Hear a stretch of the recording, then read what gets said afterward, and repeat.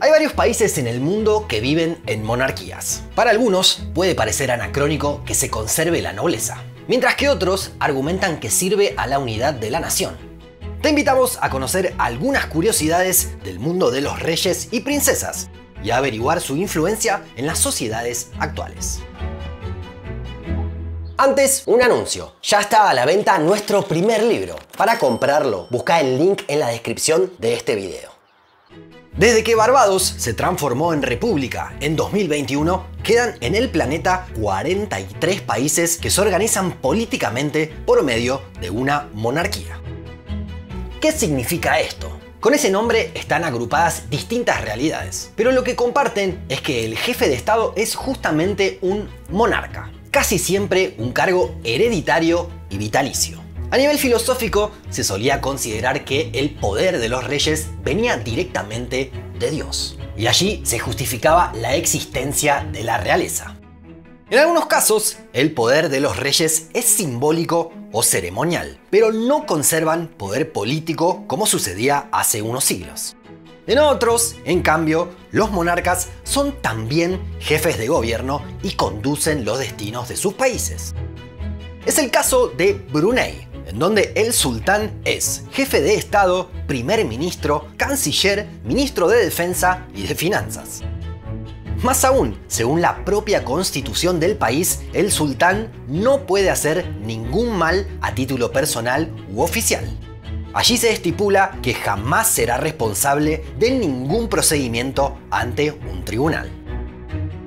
Otras monarquías absolutas que cuentan con familias reales y que rigen hasta nuestros días son Arabia Saudita, Qatar, Omán y Eswatini. También hay algunos casos particulares, como las monarquías electivas. Es el caso de Malasia, en donde el rey es elegido cada 5 años por los 9 gobernantes del país. El Vaticano también puede considerarse una monarquía electiva, además de ser una teocracia. El Papa, cabeza del estado más pequeño del mundo, es elegido por los cardenales y tiene un mandato vitalicio. Otro estado europeo monárquico que no es hereditario es Andorra. Allí la jefatura de estado recae sobre 2 príncipes. Uno es el obispo de Urgell, nombrado por la Iglesia Católica. El otro es el presidente de Francia, votado por los ciudadanos de esa república. También hay algunos casos menos conocidos de monarcas, pero que no son jefes de Estado y conviven con otra organización nacional. ¿Existe un rey en América? Sí, específicamente en Bolivia. Julio I es el actual rey afro-boliviano, una institución reconocida en el país desde 2007. Julio es descendiente directo de una casa real africana que fue llevada a América en condición de esclavitud. Indonesia, una república presidencialista, convive con un monarca. La región especial de Yogyakarta está ubicada en la isla de Java. Tiene más de 3 millones de habitantes y cuenta con un régimen particular. Es gobernada por un sultán, que es parte de una monarquía fundada a mediados del siglo XVIII. El actual monarca es Hamengkubuwono X.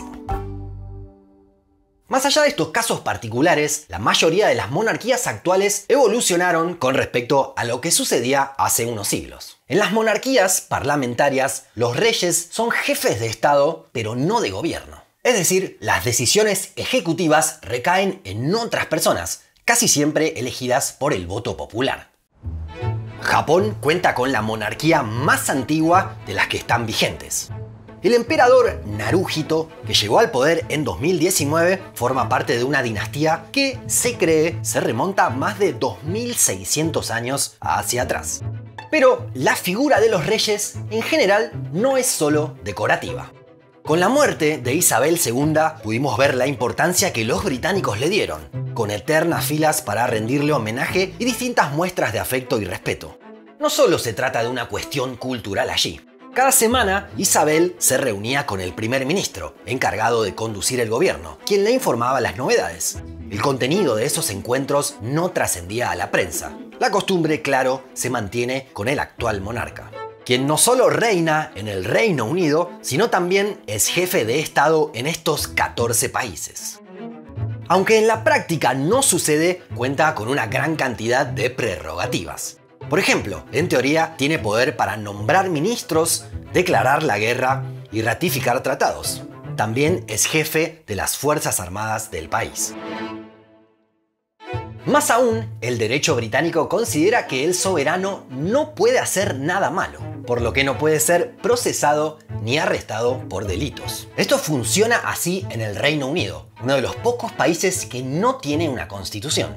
Pero en España, en donde sí hay, tiene algunos puntos en común. Este país, regido también por una monarquía parlamentaria, cuenta con una carta magna en la que se afirma que los españoles son iguales ante la ley, sin que pueda prevalecer discriminación alguna por razón de nacimiento, raza, sexo, religión, opinión o cualquier otra condición o circunstancia personal o social. Sin embargo, la misma Carta Magna sostiene que la persona del rey es inviolable y no está sujeta a responsabilidad. Es decir, primero se sostiene que no hay ninguna diferencia por nacimiento, pero luego se afirma que el rey, que es un cargo hereditario, no está sujeto a responsabilidad. España es una de las pocas monarquías restituidas. Este país europeo tuvo una breve república entre 1931 y 1939, hasta que irrumpió la dictadura de Francisco Franco. Menos recordada es la república que tuvo Inglaterra en el siglo XVII, que abolió la monarquía incluso antes que los franceses. La tendencia en general es que los países que optan por abolir sus monarquías no vuelven hacia atrás. Así lo hemos visto a partir del siglo XX en países como Rusia, Irán, Grecia o Nepal. Más atrás en el tiempo, en el siglo XIX, también hubo monarquías en los dos países más poblados de América Latina, México y Brasil, pero hoy son repúblicas federales. Quienes defienden la existencia de la monarquía en la actualidad sostienen, por ejemplo, que favorece a la unidad de la nación. En países como Bélgica o España existen regiones con diferentes culturas e incluso idiomas, y la figura del rey puede servir para aglutinar y lograr una identidad común. También está la cuestión económica. Reino Unido obtiene grandes beneficios cada año por el turismo que genera su realeza. Incluso los defensores de la monarquía plantean que puede ser más económico mantener a la realeza que celebrar elecciones en repúblicas. Por otro lado, en muchas ocasiones, los objetivos que se habían planteado las repúblicas no fueron cumplidos y persisten los problemas. Además, las monarquías constitucionales no parecen ser opuestas a la democracia. Si observamos el ranking de la revista The Economist sobre los países más democráticos del mundo, observamos que 7 de los primeros 12 corresponden a monarquías, a pesar de que este sistema es utilizado por una cuarta parte de los estados. ¿Te parece que los sistemas monárquicos pueden ser útiles en la actualidad o se trata de algo propio de otras épocas? Te invitamos a dejarnos tu opinión.